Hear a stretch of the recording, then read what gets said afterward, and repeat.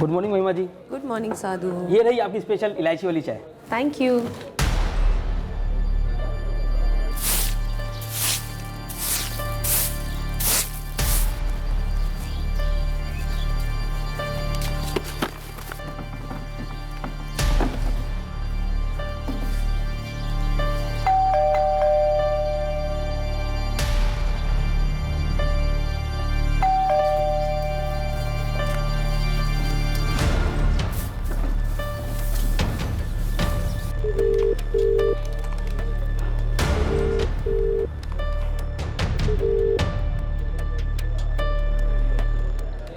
प्रकाश, ये महिमा जी आज ऑफिस नहीं आई, मुझे भी इन्फॉर्म नहीं किया। कल कुछ कहा था क्या उन्होंने तुमसे? नहीं मोहन जी, महिमा जी ने मुझसे तो कुछ नहीं कहा। सर, महिमा जी आज ऑफिस नहीं आई हैं, कुछ बताई भी नहीं थी छुट्टी लेने के बारे में। फोन करो महिमा को और उनसे पूछो कि मटेरियल कोटेशन की फाइल कहाँ है। सर, फोन किया था मैंने, लेकिन महिमा जी फोन नहीं उठा रही हैं। ट्राई करते रहो और मैसेज करो, वो फाइल हेड ऑफिस भेजनी है आज के आज।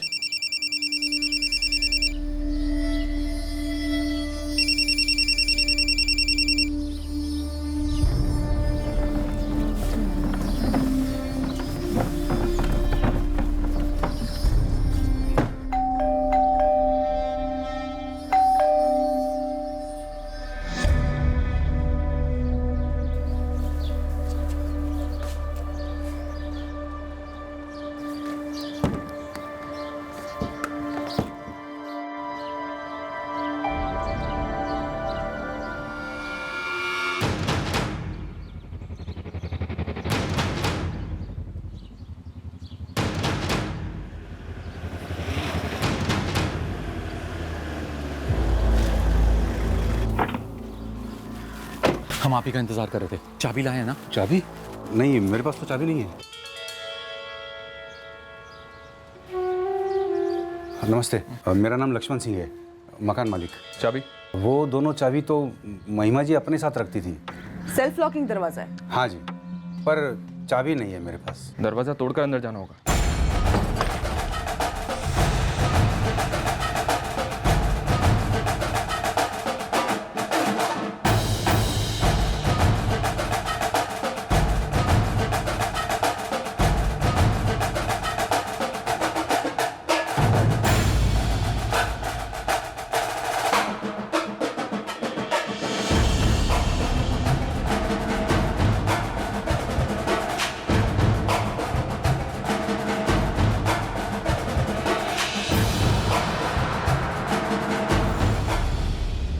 कल भी महिमा जी ने कचरे का डब्बा बाहर नहीं रखा साहब, आज भी नहीं रखा।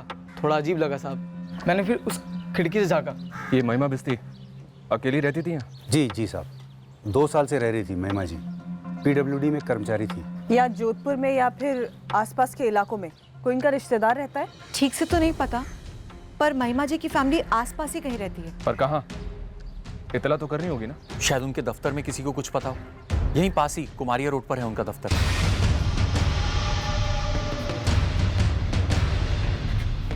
इस वक्त हम ज्यादा कुछ कह नहीं सकते, पर ऐसा लगता है महिमा जी का गला घोटा गया था। क्या? हमने कल कितने फोन किए यहाँ से, वही मैं सोच रहा था। बिना बताए महिमा जी कभी छुट्टी लेती नहीं थी। मैडम जी, मुकेश बिस्ती महिमा का भाई है, उसमें नंबर और एड्रेस दोनों है। जी हाँ, मैं मुकेश बिस्ती बोल रहा हूँ। आप महिमा बिष्टी के बड़े भाई हैं मुकेश? हाँ जी। आप कौन? जोधपुर पुलिस। बापू, जोधपुर पुलिस का फोन था। किस लिए? वो महिमा नहीं रही। क्या?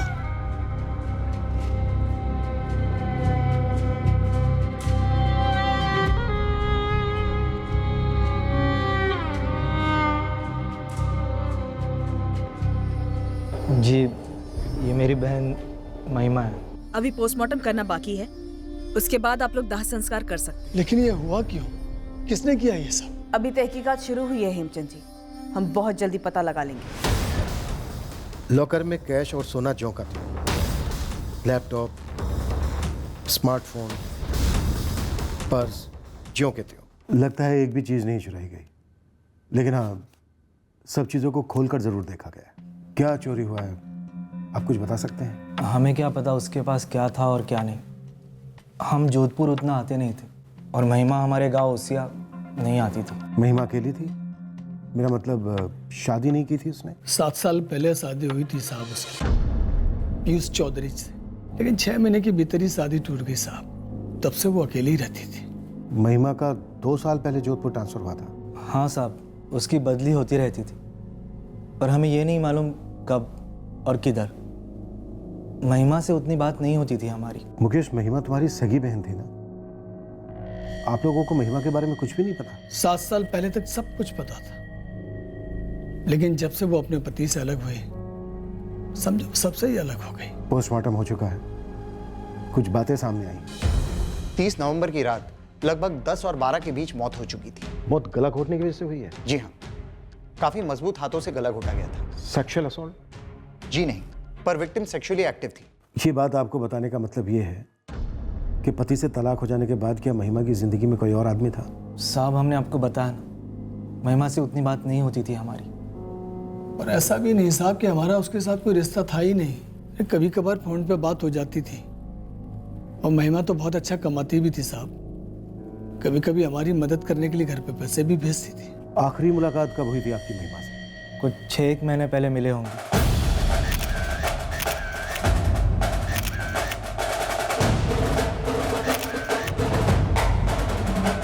महिमा कुछ 8 साल से थी पीडब्ल्यूडी डिपार्टमेंट में। यहाँ जोधपुर आने से पहले शायद बाड़मेर में थी। जी वो थी तो सीनियर क्लर्क, लेकिन मैनेजर की काबिलियत रखती थी, एकदम अप टू डेट, खास करके न्यू टेक्नोलॉजी को लेकर। आप तो जानते ही हैं सरकारी दफ्तर में बंदे कितना टाइम लेते हैं ये कंप्यूटर और ऑनलाइन के साथ एडजस्ट होने में। लेकिन महिमा बहुत जल्दी एक्सपर्ट हो गई थी और बड़े दिल से सब कुछ सिखाती भी थी। कोई सॉफ्टवेयर हो, ऐप हो, महिमा जी से पूछो। किसी को नया गैजेट खरीदना हो तो महिमा जी से पूछो। पर क्या महिमा की किसी के साथ कोई दुश्मनी थी? कोई झगड़ा हुआ था उसका कभी? नहीं है, ऐसा तो कुछ नहीं था।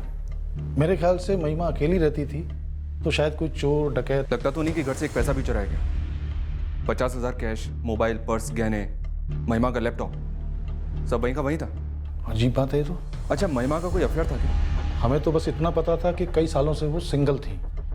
जी महिमा जी ने सामने से तो कभी कुछ बताया नहीं, सिर्फ इतना सुना था कि कुछ ही महीनों बाद उनकी शादी टूट गई थी। वो तो 7 साल पहले की बात है, मैं अभी की बात कर रहा हूँ। क्या अभी उसका कोई अफेयर था? ऑफिस में तो ऐसा कुछ नहीं था, कम से कम हमें तो नहीं पता। और सर, हमें नहीं पता मतलब नहीं होगा। और फिर बाहर क्या हो रहा था क्या नहीं हो रहा था ये हम कैसे जानेंगे? महिमा की ड्यूटी यहाँ 8 घंटे की थी और दिन में तो 24 घंटे होते। नहीं मैडम, मैंने कभी इतनी बारीकी से तो देखा नहीं। चावल में कंकड़ ढूंढने की बात नहीं हो रही है शंकर, मोहल्ले में आने वाले आदमी की बात हो रही है। कभी कोई कार, ऑटो या बाइक से आया हो पिक करने या फिर ड्रॉप करने? नहीं मैडम, आप लक्ष्मण जी से पूछ लीजिए। वैसे भी मकान मालिकों की नज़र ज़्यादा तेज होती है। महिमा जी अकेली रहती थी साहब, किसी और को कभी देखा नहीं। साहब, हर घर का कचरा कुछ कहता है। मैं तो कचरा देखकर बता सकता हूँ साहब कि घर में कितने लोग रहते हैं। तू सिर्फ कचरा नहीं देखता रघु, औरों के घर की खिड़की के अंदर झांक कर भी देखता है। साहब, मुझे सच में चिंता हुई उनकी। चिंता तो मुझे तेरी हो रही है रघु, कि तू मुंह क्यों नहीं खोल रहा है। साहब रघु, सच सच बता दे, 30 नवंबर की रात को महिमा बिस्ती से मिलने कौन आया था? 30 नवंबर क्या, इस एकता कॉलोनी में कभी रात में आता ही नहीं हूँ। मेरी तो दिन की ड्यूटी होती है। नमस्कार परमार साहब। और घनश्याम, क्या हाल है? बढ़िया सर जी, आप कैसे हैं? कैसे याद किया? 2 साल पहले अग्रीमेंट बनाते वक्त आपकी महिमा जी से बात हुई थी किसी आदमी के रहने को लेकर? कभी नहीं। कैटेरी सिंगल हैं और सिंगल ही रहती थी। आप टाइम टू टाइम नजर रखते आए हैं? नहीं जी, बिल्कुल नहीं। देखिए, सरकारी नौकरी कर रही थी महिमा जी, काफ़ी डिसेंट औरत थी, तो ये नज़र रखने का तो सवाल ही पैदा नहीं होता। ऊपर से किराया मांगने के लिए कभी घर पर जाने की जरूरत नहीं पड़ती थी। तो वो आपके घर आती थी? किराया कैसे देती थी, कैश या बाय चेक? हर महीने की पहली तारीख को सीधे ऑनलाइन ट्रांसफ़र कर देती थी। मेरे घर कभी नहीं आई। लेकिन कोई उस घर में जरूर आया था जो कि अजनबी नहीं था, और उसने ऐसा दिखाने की कोशिश की जैसे कि घर को लूटा गया हो, लेकिन लूटा कुछ नहीं गया। माजरा कुछ और ही है लक्ष्मण जी, कोई बॉयफ्रेंड प्रेमी वाला एंगल मजबूत लग रहा है। क्या आप ऐसे किसी को जानते हैं? नहीं, मुझे तो नहीं पता, पर हाँ, वहाँ अंबिका जी रहती हैं पड़ोस में, हाउसवाइफ हैं। आपकी बात हुई उनसे? सर, महिमा के मोबाइल के कॉलेज को खंगाला। ज्यादातर लोगों से फोन करते नहीं थे और ना ही वो किसी को करती थी। वैसे भी कल तक कॉल रिकॉर्ड्स आ जाएंगे। सर मुझे एक बात खटक रही है। महिमा की सैलरी थी सिर्फ 21,000। मकान मालिक लक्ष्मण को किराया देती थी 4,500। फिर भी उसने लॉकर में 50,000 कैश में रखे हुए थे। इमरजेंसी के लिए रखे होंगे शायद, बैकअप। जबकि सब लोगों का कहना है कि महिमा मोस्टली ऑनलाइन ट्रांजैक्शन करती थी। अब सारी दुनिया ऑनलाइन थोड़ी ना होती है अभिषेक, और इतना कैश घर में रखना कोई गुनाह तो है नहीं। पर फिर भी अकेली सिंगल औरत, सैलरी सिर्फ 21,000 और उसके घर के लॉकर में कैश 50,000। तुम्हारा इशारा किस तरफ है अभिषेक? मतलब ये गलत पैसा था, रिश्वत विश्वत? सरकारी नौकरी थी सर। निधि, महिमा के लैपटॉप में कुछ मिला? मर्डर की तरफ इशारा करे ऐसा तो कुछ नहीं मिला सर। फिर भी मैं महिमा की पड़ोसी अंबिका से बात करती हूँ। वैसे मैंने देखा तो नहीं कभी किसी को महिमा के घर आते हुए। कभी कुछ सुना हो? I mean, महिमा ने आपसे कभी कुछ कहा हो? एक बार मैंने उससे पूछा था कि शादी क्यों नहीं की, तो ये के घर बात काट दी कि शादी हुई थी कुछ साल पहले पर टिकी नहीं। उसके आगे तो आपने कुछ पूछा होगा ना, या फिर महिमा ने आपसे कुछ कहा हो? ना मैंने आगे कुछ पूछा और ना महिमा ने कुछ बताया। देखिए अंबिका जी, दिमाग पे थोड़ा जोर डालिए। कभी ऐसी गपशप करते हुए कुछ बताया हो महिमा ने? किसी में कोई इंटरेस्ट, कॉलोनी का कोई आदमी या फिर ऑफिस का कोई कलीग?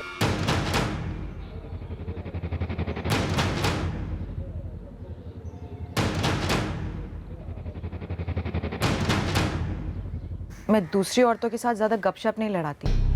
हाँ, महिमा के साथ काफी बातें हो जाती थी, लेकिन मर्द वर्द को लेकर के कोई बात नहीं की हमने। कोई मर्द तो था महिमा की जिंदगी में अंबिका जी, पोस्टमार्टम से पता चला है। सेक्सुअली एक्टिव थी। मैडम, मुझे तो इस बात की भनक भी नहीं लगी कभी। और फिर ये सब बातें पूछी थोड़ी ना जाती हैं, और सामने से कोई औरत अपनी पड़ोसन को ये सब क्यों बताएगी भला? लेकिन वो अपनी निजी जिंदगी में जैसे भी हो, महिमा मेरे साथ अच्छी ही थी, नेक थी। सामने से उसने कई बार पूछा भी मुझसे कि पैसों वैसों की जरूरत हो तो बताना। पैसों की जरूरत? हाँ, मतलब लोन वगैरह चाहिए हो तो। अच्छा अंबिका, कभी तुम्हें पैसों की ज़रूरत हो या फिर कोई लोन वोन चाहिए तो मुझसे कहना, इंतज़ाम कर सकती हूँ। अच्छा ठीक है, मैं इनसे बात करके तुम्हें बताती हूँ। ऐसे ही घर पे चाय के लिए बुलाया और फिर लोन ऑफर किया आपके बिना पूछे? वो 6 महीने पहले हमने अपने पूरे घर की मरम्मत कराई थी, जिसके लिए हमने लोन लिया था। बस मैं इस बात का जिक्र कर रही थी महिमा से, तब उसने मुझे बोला था कि अगर पैसों की ज़रूरत हो तो वो लोन दे सकती है। मतलब महिमा ने सामने से लोन ऑफर किया?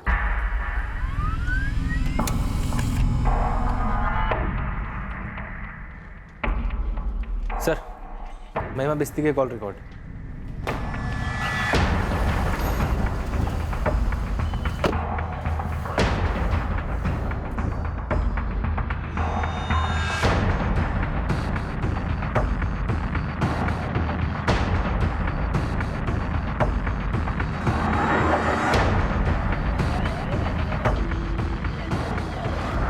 साढ़े 4,000 किराया था महीने का, एग्रीमेंट में भी लिखा है। और 2 साल से एग्रीमेंट बदला नहीं और ना ही किराया बदला। जी, वो अकेली रहती थी इसलिए मैंने किराया बढ़ाया नहीं। आपने हमसे ये भी कहा कि महिमा हर महीने की पहली तारीख को अपना किराया बराबर से ऑनलाइन ट्रांसफ़र कर देती। जी।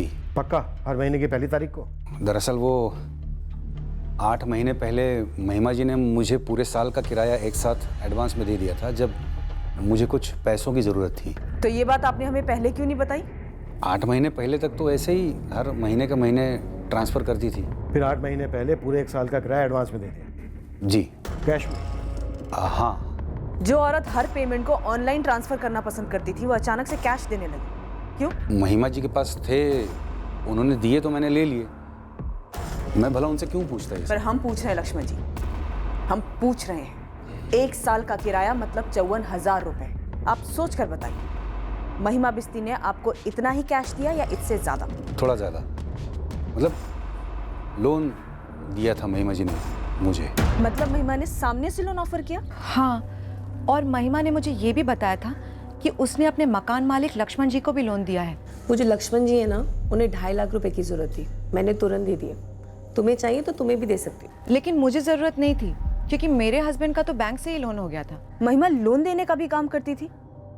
आपने कभी पूछा नहीं कि इतने पैसों का इंतजाम वो कहाँ से करती है? अब मैडम, जिस गांव जाना नहीं है उसका पता क्यों पूछती मैं? दरअसल मैंने एक फ्लैट बुक किया था जिसके लिए मुझे कुछ पैसों की ज़रूरत थी। महिमा जी, सोच रहा था कि बैंक से 4 लाख रुपए का लोन ले लूं, लेकिन अगर आप 1 साल का किराया एडवांस में देती हैं और कुछ यहाँ वहाँ से जुटा लूं तो सिर्फ 2.5 लाख का लोन लेना पड़ेगा। आप बैंक से 2.5 लाख का लोन लेने की सोच रहे हैं? हाँ मतलब अगर आप 1 साल का किराया एडवांस में दे सकती हैं तो। हाँ, तो मैं आपको 1 साल का किराया और 2.5 लाख का लोन दोनों दे सकती हूँ। क्या? हाँ, और ब्याज भी बैंक से कम लोगे। सालाना सिर्फ 6% ब्याज ले रही थी महिमा जी मुझसे, जो मैं उन्हें महीने के महीने दे देता था। कैश या ऑनलाइन ट्रांसफर? ऑनलाइन ट्रांसफर तो मुझे नहीं आता। हाँ, ये जीएसटी के बाद थोड़ा बहुत सीख गया हूँ, पर महिमा जी भी ब्याज कैश में ही चाहती थी। तो लोन देने के लिए इतना कैश आता कहाँ से था महिमा बेस्ती के पास? वो तो मुझे नहीं मालूम। पर यह मालूम था कि सारा पैसा कैश में लिया है, तो उसका कोई प्रूफ तो है नहीं। चूंकि महिमा मर चुकी है तो अब पैसा लौटाने की भी जरूरत नहीं है। नहीं साहब, ऐसा नहीं है। तो फिर कैसा है लक्ष्मण सिंह? उसकी फैमिली को पता नहीं कि महिमा क्या करती थी, कैसे करती थी, तो सोचा महिमा को मार देते हैं। उसके बाद ब्याज तो दूर, लाखों का लोन भी माफ हो जाएगा। लाखों क्या, करोड़ों का भी फायदा होता ना तो मैं किसी को नहीं मारता। एक सीधा सा बिजनेसमैन हूँ। यहीं जोधपुर में घंटाघर के पास दुकान है मेरी। पैसों के लिए मैं किसी का खून कर दूं, ऐसा आदमी नहीं हूं मैं। तो फिर ऐसा आदमी और कौन हो सकता है लक्ष्मण? साहब मैं क्या जानूं। महिमा जी मेरी किराएदार थी, इससे आगे मेरा उनके साथ कोई वास्ता नहीं था, कोई रिश्ता नहीं था। तो फिर किसका वास्ता था, किसका रिश्ता था लक्ष्मण सिंह? अरे नाम वाम छोड़िए, काम बोलिए जी। काम फोन आपने किया है, बोलो क्या चाहिए? गाड़ी चाहिए? तू चाहिए। अब चाहे तू गाड़ी में आ, चल के आ, दौड़ के आ या उड़ के आ, लेकिन अभी आ जा। एकता नगर पुलिस थाना। किस सिलसिले में साहब? अधूरा सिलसिला है। नाम है महिमा बिस्ती मर्डर केस। जानता है ना तू महिमा बिस्ती को? हाँ साहब जानता हूँ, वो PWD वाली मैडम ना, बड़ा अखबार में मैंने। अब नाम बोलेगा? मैं निकुंज राणा। और मैं सब इंस्पेक्टर अभिजीत कुमार। चल अब जल्दी आ जा। लेकिन मैंने तो सब इंस्पेक्टर कुमार को महिमा की सैलरी की सारी डिटेल्स दे दी थी। अर्जुन जी, सैलरी, बोनस सब मिलाकर साल का ज्यादा से ज्यादा 3 लाख रुपए कमाती थी महिमा। तो अपने मकान मालिक लक्ष्मण को 2.5 लाख लोन कैसे दी, वो भी कैश? और मर्डर के बाद उसके घर से 50,000 और कैश मिले। महिमा की सैलरी का सारा पैसा उसके बैंक अकाउंट में वैसे के वैसा ही, सिर्फ बिल्स ऑनलाइन पे हुए। तो इतना कैश आता कहाँ से था? क्या वो घूस लेती थी? नहीं, नामुमकिन है ये तो। इतना भरोसा नहीं, मतलब एक तो ट्रैक रिकॉर्ड, महिमा के बारे में कभी कोई ऐसी बात अफवाह के तौर पे भी नहीं उड़ी थी। और दूसरी बात ये कि महिमा जिस पोजीशन में थी तो संभावना ही नहीं उठती थी कि कोई आदमी उसे किसी ऐसे काम के लिए कोई घूस ऑफर करे। तो फिर डीमोनेटाइजेशन के बाद भी नए नोटों में इतना सारा पैसा, वो भी कैश में, महिमा जी कहाँ से लोन दे रही थी? नहीं, वो तो मुझे नहीं पता। लोन? हाँ, लोन, कैश। हाँ, याद आया, महिमा जी ने लोन तो दिया था। आपको भी लोन दिया था मोहन जी? मुझे नहीं, प्रकाश गाड़ी ले रहा था। जी मैडम, महिमा जी ने मुझे लोन दिया था। कितना? 1.5 लाख रुपए। कब लिया था लोन? 4 महीने पहले। हमारी और महिमा जी की बात हो रही थी कैंटीन में, तब मैंने उनको बताया था कि मैं कार लेने वाला हूँ लोन पर। अरे सेकेंड हैंड गाड़ी है तो क्या हुआ, तुम्हारी तो पहली गाड़ी है ना प्रकाश, मुबारक हो। अभी एकदम फाइनल नहीं है महिमा जी, लोन पास होना बाकी है। लोन कहाँ से ले रहे हो लोन? वो घंटाघर के पास एक फाइनेंस कंपनी है, 1.5 लाख रुपए का लोन दे रही है, 12% के बैच पे। 12? जी। अच्छा, अगर तुम्हें 12 की बजाय 10% पे लोन मिल जाए तो? कैसे महिमा जी? मुझसे? प्रकाश 1.5 लाख तुम्हें, 2.5 लाख अपने मकान मालिक लक्ष्मण सिंह को। महिमा कोई खानदानी रईस भी नहीं थी। उसके पिता और भाई गांव में एक छोटी सी दुकान चलाते हैं। महिमा उन्हें भी पैसों की मदद करती थी। लगता है एक पूरा पैरेलल बैंकिंग चल रहा था इस महिमा का। मोहन सिंह जी, आपने कितने लाख का लोन लिया था इस महिमा से? मैंने कोई लोन नहीं लिया है मैडम जी। इसने प्रकाश ने लोन लिया था और बताया था मुझे। मैडम जी, मुझे नहीं पता था कि महिमा जी ने दूसरों को भी लोन दिया, पर आखिरकार इसमें गलत क्या है? आखिर वो सबकी मदद ही तो कर रही थी ना। प्रकाश, ये मदद करने के लिए महिमा के पास पैसे कहाँ से आते थे? और कार लेने के बाद तुमने उसकी कितनी मदद की? कितनी बार घर ड्रॉप किया तुमने उसे अपनी कार में? घर ड्रॉप का क्या मतलब साहब? निकुंज राणा, 1 महीने पहले तक तेरी महिमा बिस्ती से 1 हफ्ते में कम से कम 2-3 बार बातचीत होती थी। तू टैक्सी ड्राइवर है, कार ड्रॉप का मतलब होता है सवारी, या तू किसी और ही कहानी पर सवार है? मालिक, PWD वालों को जब भी गाड़ी की जरूरत होती है मेरी गाड़ी बुलाते हैं। इसी चक्कर में एक बारी महिमा जी को ऑफिस से घर छोड़ना हुआ रात को, उसके बाद फिर उनको जब भी जरूरत होती मुझे को बुलाती ही थी। PWD के क्लर्क लोगों का ऑफिशियल काम से कहीं भी बाहर आना जाना नहीं होता। और महिमा बिस्ती ओसियां अपने बाप के घर पिछले 6 महीने से नहीं गई थी। मेरा मतलब उनको अपने किसी प्राइवेट काम से कहीं जाना होता तो बुलाती थी। कैसा प्राइवेट काम? मतलब रात को होटल में कभी डिनर विनर करने जाना हो। किसके साथ? मुझे क्या पता साहब, मेरा काम था ले जाना और छोड़ना, बस। ये डिनर कहीं तेरे साथ तो नहीं होता था ना? क्या बोल रहे हो साहब? कहाँ वो मैडम, कहाँ मैं ड्राइवर? डिनर के अलावा और कहाँ जाना होता? कभी मेहरानगढ़, कभी शास्त्री सर्कल, तो कभी घंटाघर। अकेली घूमती थी महिमा? अब घूमने जाती हैं या काम से जाती हैं, ये सब तो हमें नहीं पता होता था साहब। हाँ, ये है कि जोधपुर सिटी के अंदर ही अंदर जाना आना होता था। जान पहचान हुई थी तेरी? कभी तो पूछा होगा तूने कि कहाँ जाती हो, किस काम से जाती हो, वगैरह वगैरह? ये मैं कैसे पूछता साहब? मेरा काम था गाड़ी चलाना, किराया लेना। क्या लोन भी लिया था तूने महिमा से? मैंने महिमा जी से तो क्या, मैंने आज तक अपने बाप से कभी लोन नहीं लिया है। मेरी गाड़ी भी किराए की है, घर भी किराए का है साहब। घनश्याम, ये निकुंज कुछ डरा हुआ लगा क्या? किसी भी सवाल पर थोड़ा सा भी बेचैन हुआ हो? नहीं सर, मुझे तो ऐसा कुछ नहीं लगा। अजीब है, ये महिमा इस निकुंज के साथ बार बार उसकी टैक्सी में यहाँ वहाँ क्यों घूमेगी? अकेले डिनर पे क्यों जाएगी? मुझे ऐसा लग रहा है कि निकुंज झूठ बोल रहा है। हो सकता है सर। अब कहते हैं तो अपने खबरी को निकुंज के पीछे लगा देता हूँ। लगा दो। ये निकुंज महिमा के फोन रिकॉर्ड से मिली एक संदेहजनक कड़ी है। और एक काम करो, इस निकुंज के फोन की लोकेशन रिपोर्ट भी निकलवाओ। Okay sir. वैसे 30 नवंबर की रात को इस महिमा और निकुंज के बीच कोई बातचीत तो नहीं हुई थी? क्या महिमा बिश्ती वाकई में इतनी रहस्यमयी औरत थी? ढेर सारे पैसे का लेन देन था उसका, पर किसी को यह नहीं मालूम कि इतना सारा पैसा उसके पास आता कहां से था। सर, इतने सारे लोगों में कह पाना मुश्किल है कि कौन झूठ बोल रहा है और कौन छुपा रहा है। सर, मकान मालिक लक्ष्मण सिंह और ऑफिस कलीग प्रकाश वाजपेयी, ये दो देनदार तो हमारे सामने हैं। हो सकता है कि इनसे भी कई ज्यादा बड़े देनदार हों जो महिमा को लोन वापस ना करना चाहते। मुमकिन। रहस्य नंबर 1, महिमा के पास इतना सारा पैसा आता कहां से था? महिमा ऐसा क्या करती थी? रहस्य नंबर 2, महिमा सेक्सुअली एक्टिव थी, तो उसका प्रेमी कौन था? सर, मकान मालिक लक्ष्मण सिंह। उसके पीछे एक आदमी लगाए तो है, बट अभी तक ऐसा कुछ पता नहीं चला है जो उसे इस केस के साथ कनेक्ट करे। और रही बात महिमा बिस्ती की पर्सनल लाइफ की, तो उसके प्रेमी के बारे में लीड मिलना थोड़ा मुश्किल है। कैब ड्राइवर निकुंज राणा? कुछ ना कुछ झोल तो जरूर है सर। समझ में नहीं आ रहा है कि महिमा बिस्ती अकेली टैक्सी में किसके पास जाती होगी। पूरे चांसेस हैं कि ऑफिस का कोई इन्वॉल्व था महिमा के साथ, पर कौन? महिमा के पास कहीं से ढेर सारा पैसा आ रहा, पर कहां से? 30 नवंबर की रात को कोई महिमा से मिलने उसके घर आया। जाहिर सी बात है सर, महिमा उसे जानती थी, शायद बहुत अच्छी तरह से जानती थी, क्योंकि घर में जबरदस्ती घुसने के कहीं कोई निशान नहीं मिले सर। महिमा ने उस आदमी को घर के अंदर लिया। पोस्टमार्टम रिपोर्ट के अनुसार उस रात ना तो कोई सेक्सुअल असॉल्ट हुआ और ना ही कोई सेक्सुअल एक्टिविटी।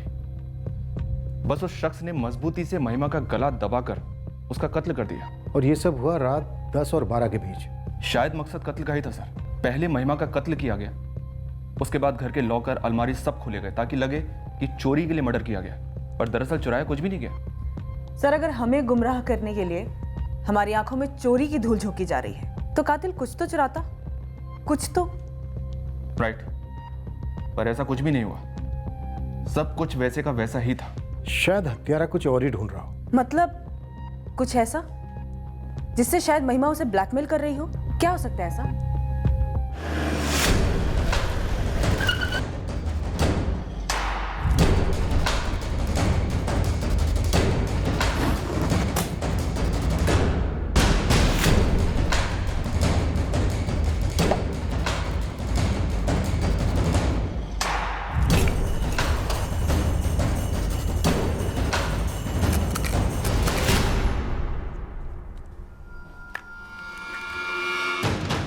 सही है, पेन ड्राइव ज्वेलरी बॉक्स में कान की बाली के नीचे छुपाया गया था।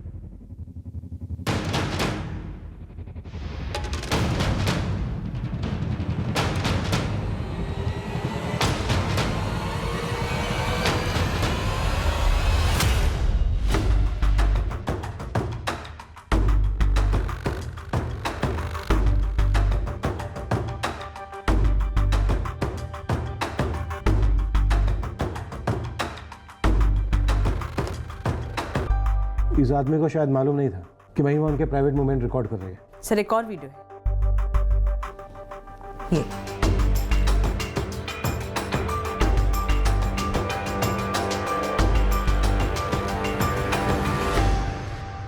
ये ही पेन ड्राइव मिला? सर, श्योर होने के लिए हमने घर का कोना कोना छान मारा। शायद हमारी ये थ्योरी सही थी सर, कि कोई कुछ तो ढूंढने आया था जो नहीं मिला। वो शायद ये था पेन ड्राइव। सर, महिमा शायद इन वीडियोस के जरिए इन दोनों आदमियों को ब्लैकमेल करने की कोशिश कर रही होगी। और हो सकता है सर, इन वीडियोस में जो दो आदमी दिखाई दे रहे हैं, इनमें से ही कोई कातिल हो। ये तब हो सकता है जब सिर्फ ये 2 लोग ही ब्लैकमेल हो रहे हैं? क्या पता और लोग भी हैं जिनकी सेक्स टेप बनी है? सर शुरुआत इन दोनों आदमियों से करते हैं। इन दोनों के चेहरे भी नजर आ रहे हैं। पहले पता तो चले कि आखिर ये सेक्स टेप बनाने का माजरा क्या है, कोई प्राइवेट सनक या क्रिमिनल मकसद। ये इन दोनों से पता चलेगा।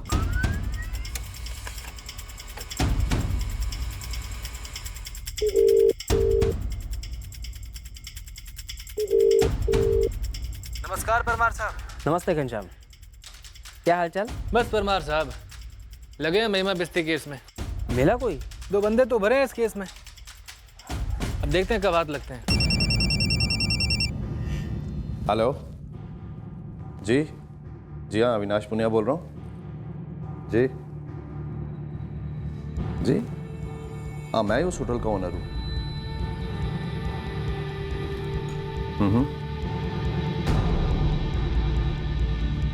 ठीक है। मैं हेलो जी हाँ, मैं जयराम बाफना बोल रहा हूँ जी। जी हाँ, मैं बैंक में सर्विस करता हूँ। जी जी जी हाँ।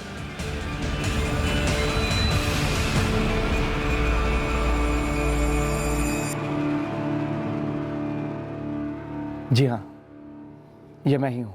आपके बारे में पता लगाने में हमें ज़्यादा वक्त नहीं लगा जयराम बाफना। जानता था, बिल्कुल जानता था। बल्कि महिमा की मौत के बारे में मैंने पेपर में भी पढ़ा था। मौत नहीं, मर्डर। कहाँ मिले थे महिमा से? अपने होटल के रेस्टोरेंट में मिला था मैं पहली बार महिमा से। महिमा बिस्ती का हमारे बैंक में अकाउंट था सर, इसलिए जानता था उसे। ये भी जानते थे ना कि महिमा का मर्डर हो चुका है 5 दिन पहले? जी पढ़ा था। ये जो तस्वीर है जिससे हमने आपको ट्रेस किया, ये एक वीडियो रिकॉर्डिंग से ली। वो वीडियो रिकॉर्डिंग जिसमें आपकी और महिमा बिस्ती की प्राइवेट मुलाकात कैद है। सर मैं समझ गया। इतना तो हम भी समझ गए जयराम बाफना कि आप काफी करीब थे महिमा के। करीब मतलब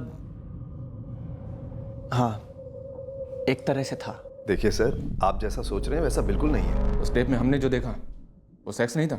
मैं ये नहीं कह रहा हूँ कि वो सेक्स नहीं था, पर उसके अलावा और कुछ नहीं था सर।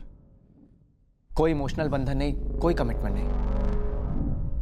महिमा अट्रैक्टिव थी, उसने मुझे सिग्नल दिए। वो चाहती थी कि हम आगे बढ़ें और मैं भी। हम दोनों की इच्छा से हम साथ में वक्त बिताते थे। और दोनों की इच्छा से साथ में बिताए गए उस वक्त की रिकॉर्डिंग भी होती थी। मैं एक शादीशुदा आदमी हूँ, बच्चे हैं मेरे। मैं भला ऐसा वीडियो बनाने का खतरा मोल क्यों लूंगा? मतलब खतरा था महिमा से? मेरे और महिमा के बीच में जो भी जिस्मानी ताल्लुकात थे वो हमारी मर्जी से थे, लेकिन उसने ये वीडियो कब बनाया, कैसे बनाया, मुझे इसका बिल्कुल आइडिया नहीं। और उसके बाद ही तो ये सारा कुछ शुरू हुआ। क्या? ब्लैकमेल सर, और क्या। महिमा पैसे मांगती थी मुझसे सर, हजारों में नहीं, लाखों में। मुझे झटका उस वक्त लगा जब उसकी असलियत सामने आई।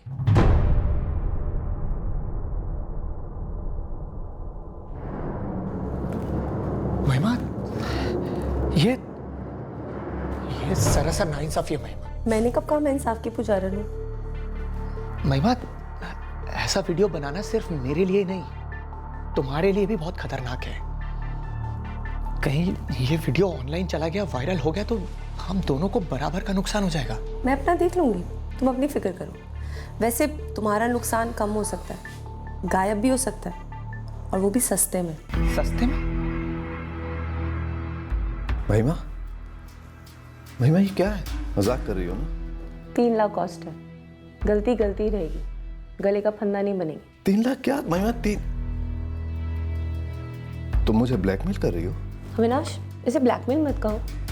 तुम सोचो तुम मुझे कोई गिफ्ट दे रहे हो, और वैसे भी 3 लाख रुपए तुम्हारे लिए क्या है, तुम्हारे हाथों कम है ना?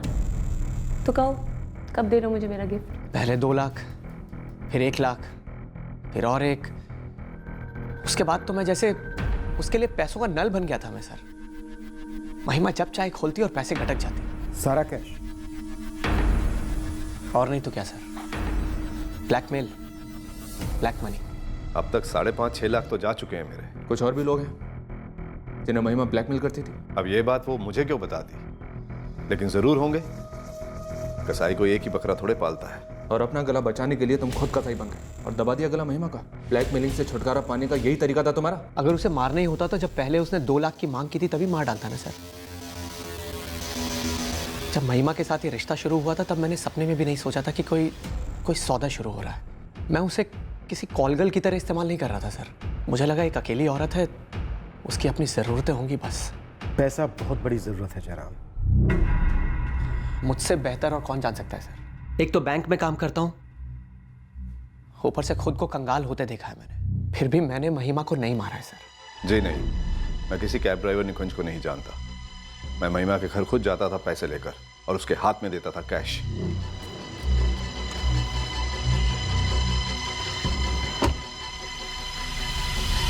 रहस्य नंबर 1 तो क्लियर हो गया कि महिमा अपना लोन बिजनेस कैसे चला रही थी।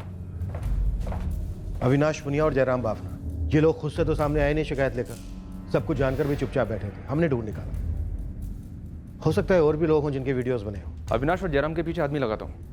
हालांकि मुझे भी लगता है कि कोई तीसरा भी होगा जिसका वीडियो बना होगा, और शायद उसी के लिए महिमा के घर को खंगाला गया।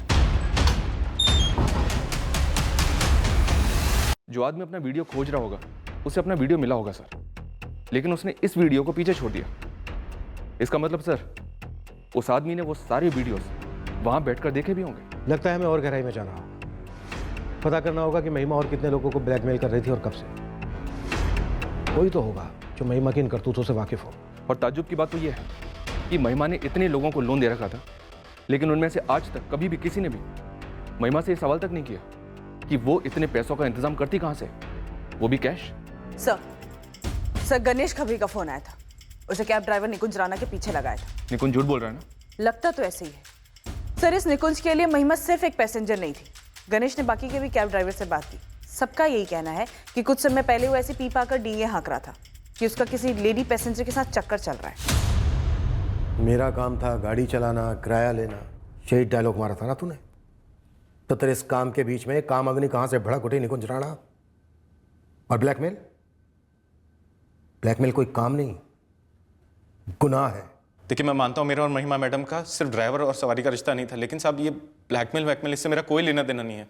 ब्लैकमेल पर बाद में आते हैं, तू पहले अपनी लव स्टोरी सुना। साहब लव स्टोरी तो कोई थी नहीं। जो आपने कहा बिल्कुल सही है, काम अग्नि थी दोनों तरफ। भड़कती तब मिलते हैं।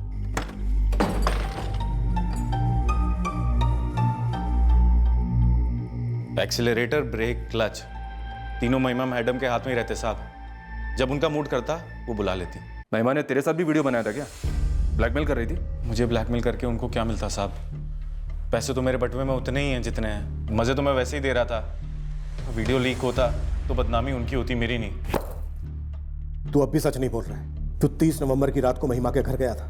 अब तो ये बोल कि महिमा को तूने अपने किसी मकसद के लिए मार डाला या फिर किसी और के लिए? साहब नहीं साहब, मैं उस रात अपने घर ही पे था साहब। उस रात मैडम ने मुझे फोन करके नहीं बुलाया था साहब। तो फिर कौन गया था बोलना?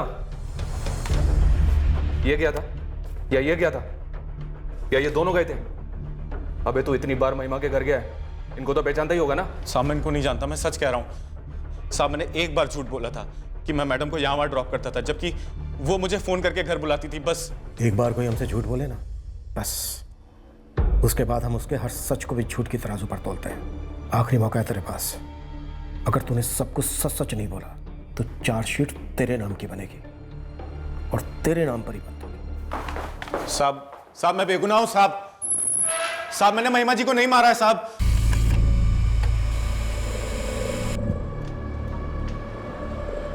सर निकुंज राणा की फोन की लोकेशन 30 नवंबर की रात उसके घर की शो कर रही है, रोहिंगढ़ बस्ती। शातिर है, अपना फोन घर पर छोड़ा होगा, दूसरा और कोई फोन होगा। निधि मुझे पक्का लगता है या तो इस निकुंज ड्राइवर ने महिमा बिस्ती को मारा होगा या फिर ये निकुंज जैसा कुछ जानता है जो हम नहीं जानते।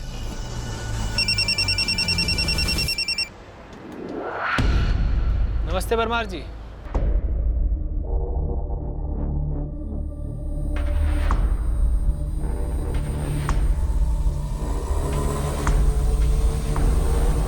सर आपसे एक बात करनी थी महिमा बिस्ती मर्डर केस के बारे में।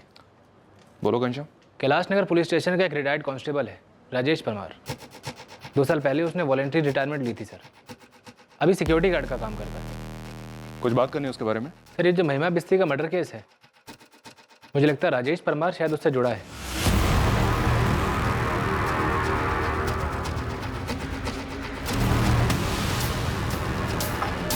निकुंज राणा के फोन रिकॉर्ड में राजेश परमार का नंबर बार बार फीचर होता है।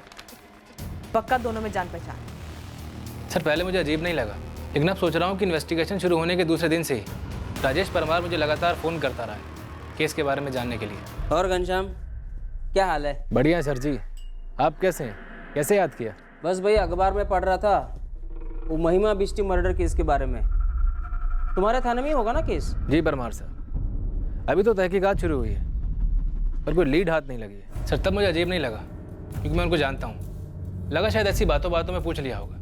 फिर जब मैंने गणेश खबरी को निकुंज के पीछे लगाया, उसने बताया कि राजेश परमार निकुंज से काफ़ी मिलता रहा है। और फिर हमने जब निकुंज को पूछताछ के लिए उठाया तो उसके साथ साथ राजेश परमार के भी मुझे लगातार फ़ोन पे फ़ोन आते रहे। सर तब मैं सोचने लगा कि राजेश परमार महिमा मर्डर केस में इतनी दिलचस्पी क्यों ले रहा है। सर ये निकुंज ज़रूर सब जानता है। शायद महिमा का ब्लैकमेल हो रहा विक्टिम निकुंज को जानता होगा और उसने महिमा की सुपारी निकुंज को दे दी होगी। फिर निकुंज ने राजेश परमार को अपने साथ मिला लिया होगा। पुलिस कांस्टेबल था राजेश, इसलिए फॉरेंसिक को क्राइम सीन से कातिल का एक भी फिंगरप्रिंट नहीं मिला सर। राजेश परमार को पता नहीं चलना चाहिए कि वो हमारी रडार में। पहले इस निकुंज राणा को तोड़ते हैं। निकुंज, लॉकर, कबर्ड, महिमा के घर की हर चीज से उंगलियों के निशान मिटा दिए गए थे। और ये कैसे हुआ हमें पता है। उन मिटे हुए निशानों ने कातिल पर उंगली उठा दी है। हीरो, कातिल हमें मिल गया है। कत्ल का पूरा चिट्ठा हमारे सामने खुल गया है। 23 नवंबर की रात को तू महिमा के घर गया था।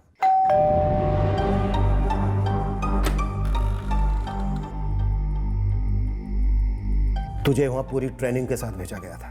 ऐसा दिखाने की कोशिश की गई जैसे चोरी हुई है, और चोरी हुई भी, लेकिन पैसों और गहनों की नहीं, सिर्फ 150 रुपए के एक पेन ड्राइव की जिसमें सेक्स टेप थी, जो महिमा ने बनाई थी किसी को झांसे में फंसाने के लिए। और तुझे भी झांसे में फंसाया गया कत्ल करवाने के लिए।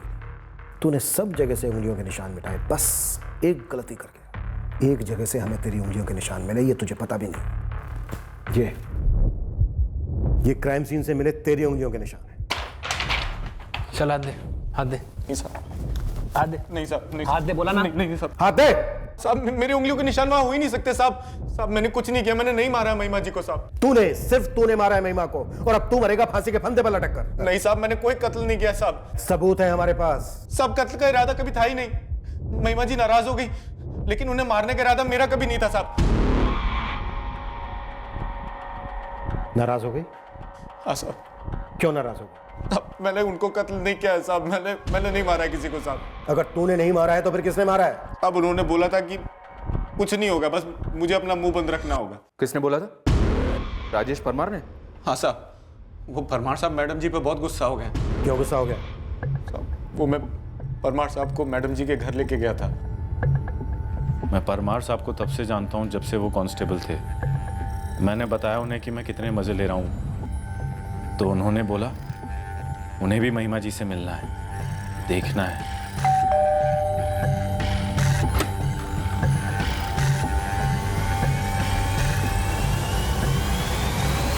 Retired constable security guard Rajesh Parmar क्यों मिलना चाहता था महिमा बिस्ती से? किसकी तरफ से मिलना चाहता था? किसी की तरफ से नहीं। तो फिर उसे मिलना क्यों था महिमा से? उसी के लिए जिसके लिए मैं मिलता था महिमा जी से। निकुंज कौन है ये? दोस्त है। तो इसे यहाँ क्यों लेकर आए हो? इसको भी क्या इंटरेस्ट है? इंटरेस्ट है? इंटरेस्ट है? क्यों इतना फड़फड़ा रही हो मैडम? इसको यहाँ से लेकर जाओ। समझ कर रखा है तुमने मुझे? मैडम समझ वमझ तक क्यों जाना?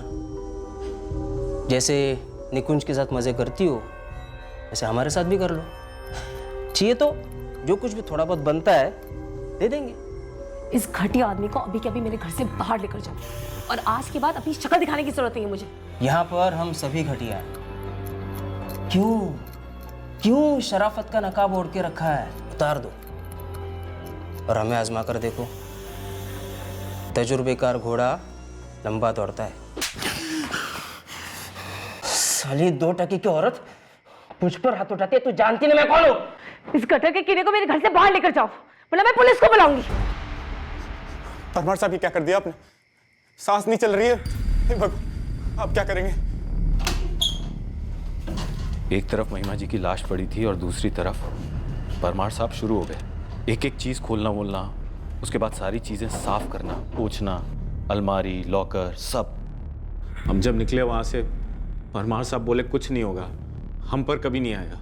तूने जो जो बोला है वो सब दोबारा बोलना होगा अपने स्टेटमेंट और अपने दस्तखत करने होंगे। जो बोलोगे करूँगा साहब, लेकिन मैंने महिमा जी को नहीं मारा साहब, वो परमार ने मारा है, उसने मारा है साहब।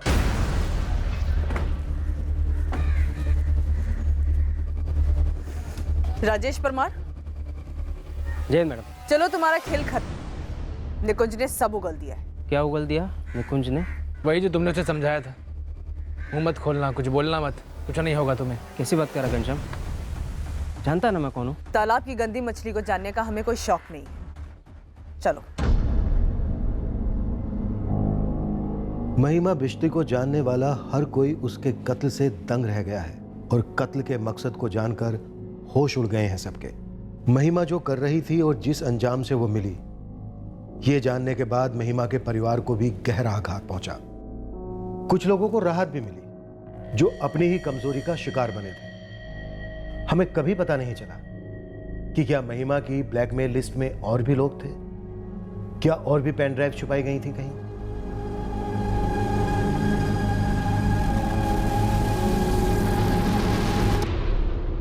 हम किसी के प्यार और जिस्मानी रिश्तों के फैसलों पर कोई आलोचना नहीं करना चाहते, लेकिन अगर ये फैसले ब्लैकमेल जैसे जुर्म को जन्म देते हैं तो ये बात केवल निजी नैतिकता तक सीमित नहीं रहती। वो जुर्म जुर्म है। दो बालिकों के बीच पूरी सहमति से बिताए गए करीबी पल केवल उन्हीं के होते हैं।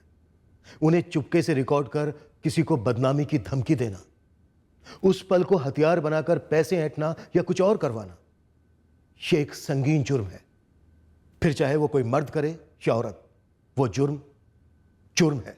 अपनी तन्हाई, अपनी लैंगिक इच्छाएं तृप्त करने के लिए महिमा ने जो भी किया, ये उसका निजी मामला था। फिर चाहे कैब ड्राइवर निकुंज राणा के साथ उसका रिश्ता हो या फिर किसी और के साथ, किसी के निजी फैसलों को देखकर उसे टेकन फॉर ग्रांटेड लेना बिल्कुल गलत है। अपनी मानसिकता से उभरती जरूरतों को पूरा करने के लिए किसी और के चरित्र को हल्के में लेना, उसकी रजामंदी की परवाह ना करना किसी भी सूरत में सही नहीं हो सकता, जैसा कि इस केस में राजेश परमार ने किया। हम कल यानी रविवार को फिर मिलेंगे एक नए केस के साथ क्राइम पेट्रोल सतर्क में।